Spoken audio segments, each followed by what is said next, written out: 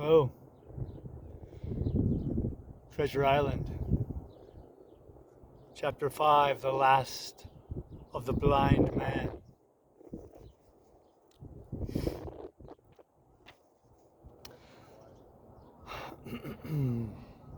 My curiosity, in a sense, was stronger than my fear, for I could not remain where I was, but crept back to the bank again, whence, sheltering my head behind a brush of broom, I might command the road before our door.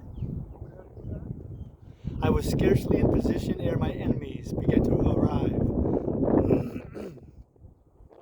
7 or 8 of them, running hard, their feet beating out in time along the road, and the man with the lantern some paces in front. 3 men ran together hand in hand, and I made out, even through the mist, that the middle man of this trio was the blind beggar. The next moment his voice showed me that I was right. "Down with the door," he cried. "Aye, aye, sir," answered 2 or 3, and a rush was made upon the Admiral Benbow, the lantern-bearer following. Then I could see them pause and hear speeches passed in a lower key, as if they were surprised to find the door open. But the pause was brief, for the blind man again issued his commands. His voice sounded louder and higher, as if he were afire with eagerness and rage. "In, in, in," he shouted, and cursed them for their delay. 4 or 5 of them obeyed at once, 2 remaining on the road with the formidable beggar. There was a pause, then a cry of surprise, then a voice shouting from the house, "Bill's dead!" But the blind man swore at them again for their delay. "Search him, some of you shirking lubbers, and the rest of you aloft and get the chest," he cried. I could hear their feet rattling up our old stairs, so that the house must have shook with it. Promptly afterwards, fresh sounds of astonishment arose. The window of the captain's room was thrown open with a slam and a jingle of broken glass, and a man leaned out into the moonlight, head and shoulders, and addressed the blind beggar on the road below him. "Pew!" he cried. "They've been before us. Someone's turned the chest out alow and aloft." "Is it there?" roared Pew. "The money's there." The blind man cursed the money. "Flint's fist, I mean," he cried. "We don't see it here, nohow," returned the man. "Here, you below there, is it on Bill?" cried the blind man again. At that, another fellow, probably he who had remained below to search the captain's body, came to the door of the inn. "Bill's been overhauled already," said he. "Nothing left." "It's the people of the inn. It's that boy. I wish I had put his eyes out," cried the blind man Pew.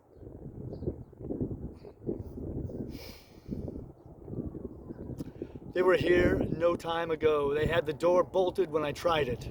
Scatter, lads, and find 'em." "Sure enough, they left their glim here," said the fellow from the window. "Scatter and find them. Rout the house out," reiterated Pew, striking with his stick upon the road. Then there followed a great to-do through all our old inn.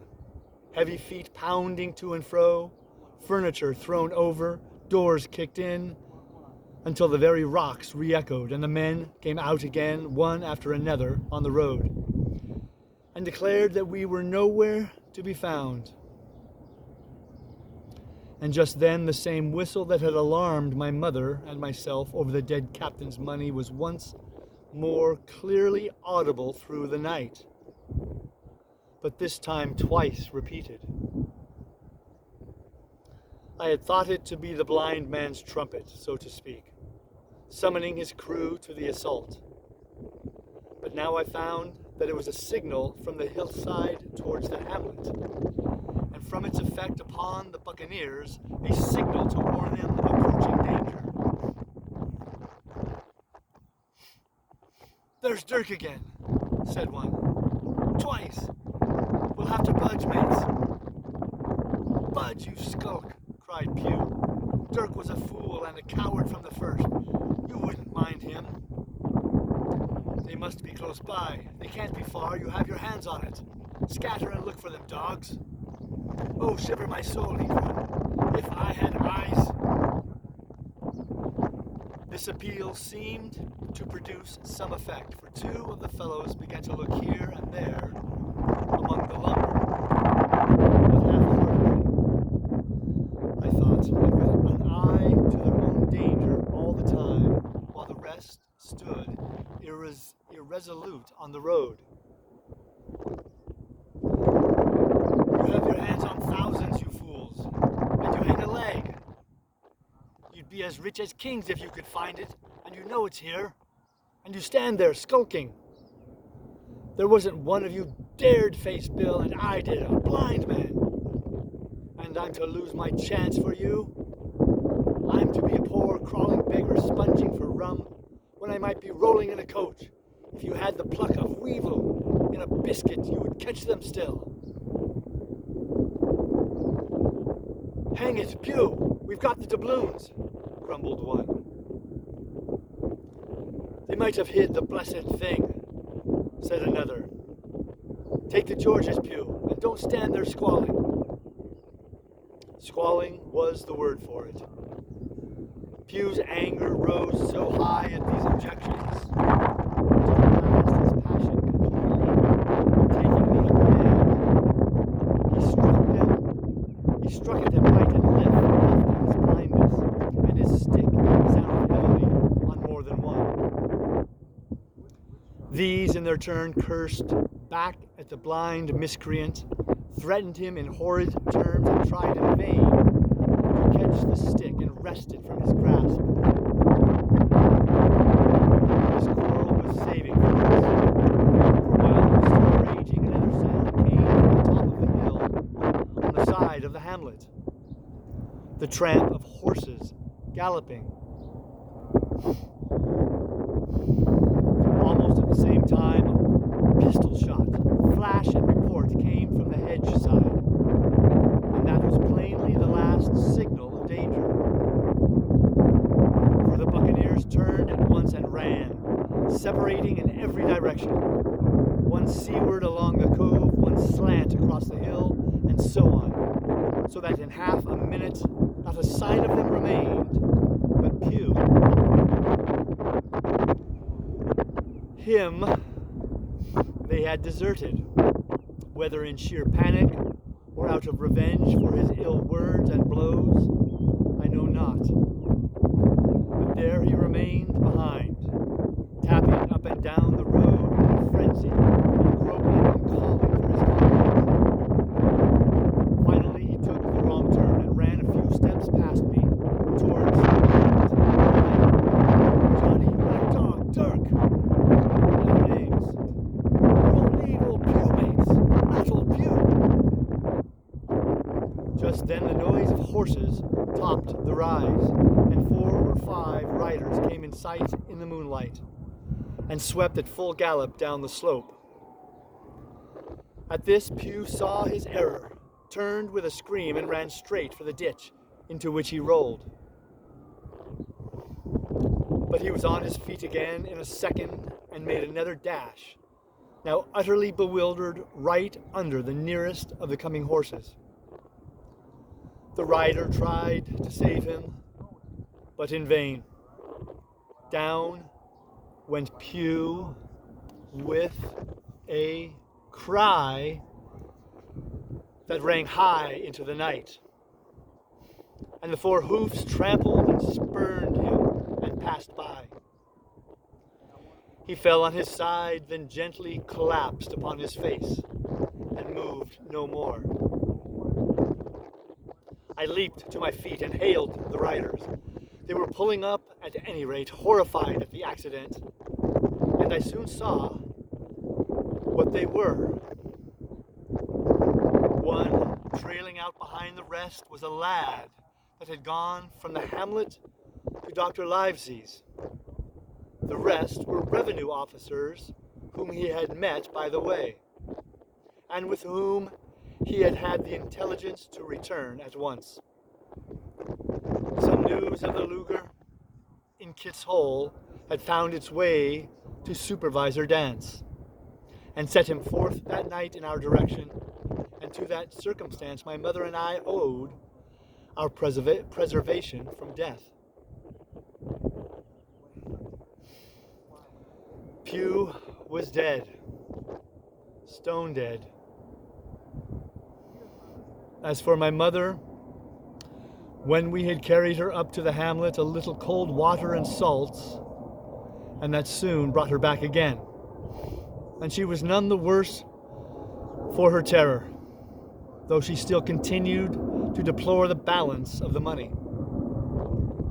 In the meantime, the supervisor rode on as fast as he could to Kit's Hole, but his men had to dismount and grope down the dingle, leading and sometimes supporting their horses, and in continual fear of ambushes.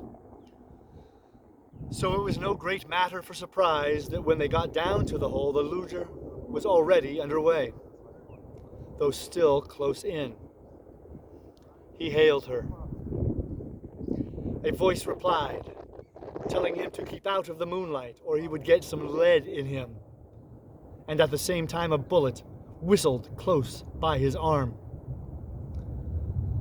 Soon after, the Luger doubled the point and disappeared. Mr. Dance stood there, as he said, like a fish out of water.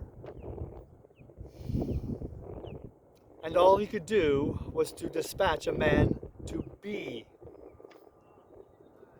to warm the cutter. And that, said he, is just about as good as nothing. They've got off clean, and there's an end. Only, he added, I'm glad I trod on Master Pugh's corns, for by this time he had heard my story. I went back with him to the Admiral Benbow, and you cannot imagine a house in such a state of smash. The very clock had been thrown down by these fellows in their furious hunt after my mother and myself. And though nothing had actually been taken away except the captain's money bag and a little silver from the till, I could see at once that we were ruined. Mr. Dance could make nothing of the scene. They got the money, you say? Well then, Hawkins, what in fortune were they after? More money, I suppose. No, sir, not money, I think, replied I. In fact, sir, I believe I have the thing in my breast pocket, and to tell you the truth, I should like to get it put in safety. To be sure, boy, quite right, said he. I'll take it, if you like. I thought perhaps Dr. Livesey, I began. Perfectly right, he interrupted, very cheerily. Perfectly right, a gentleman and a magistrate. And now I come to think of it, I might as well ride round there myself and report to him, or Squire.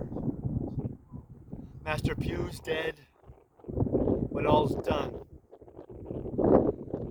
Not that I regret it, but he's dead, you see, and people will make it out against an officer of His Majesty's revenue. If I make it out, they can. Now I'll tell you, Hawkins, if you like, I'll take you along. I thanked him heartily for the offer, and we walked back to the hamlet where the horses were. By the time I had told my mother of my purpose, they were all in the saddle. Dogger, said Mr. Dance, you have a good horse. Take up this lad behind you. As soon as I was mounted, holding onto Dogger's belt, the supervisor gave the word and the party struck out at a bouncing trot on the road to Dr. Livesey's house.